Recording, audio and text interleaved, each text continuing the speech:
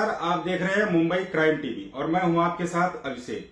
आइए रुक करते हैं खबर की ओर। एलिफेंटा की सवारी नासिक परिवार के लिए बनी कार। गेटवे ऑफ इंडिया पर 300 देख बेहोश हुए दादा। नासिक के पीपलगांव बसवंत में एक परिवार पर दुख का पहाड़ टूट पड़ा। गेटवे ऑफ इंडिया के पास बोट हादसे में राकेश आहिरे, उनकी पत्नी हर्षदा और 6 साल के बेटे निवेश की मौत हो गई।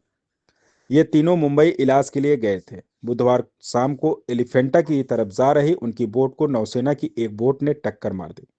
इस हादसे में राकेश और हर्षदा की मौके पर ही मौत हो गई, जबकि निवेश ने इलाज के दौरान दम तोड़ दिया।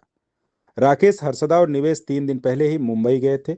राकेश दमा के मरीज थे और नासिक में इलाज करवा रहे थे, लेकिन ससुराल वालों के कहने पर वो मुंबई इलाज के लिए गए। कल्याण में ससुराल वालों के पास रुकने के बाद बुधवार को उन्होंने मुंबई के एक अस्पताल में इलाज कराया। इसके बाद वो पत्नी और बेटे के साथ गेटवे ऑफ इंडिया घूमने गए। वहां से उन्होंने एलिफेंटा देखने और समुद्र की सैर करने के लिए एक बोट में सवार हुए। शाम को नौसेना की एक बोट से उनकी बोट की टक्कर हो गई। इस हादसे में कई लोग डूब गए। बदकिस्मती से राकेश और हर्षदा भी डूब गए। निवेश को बचा लिया गया, लेकिन अस्पताल में उसकी मौत हो गई। मृतकों की पहचान उनके ओलख पत्र से हुई। रात में ही ये खबर पीपलगांव पहुंच गई। परिवार वालों ने प्रशासन से संपर्क किया। सुबह 11 बजे तीनों के शव पीपलगांव के पवन नगर स्थित उनके घर पहुंचे। परिवार का रो रो कर बुरा हाल था।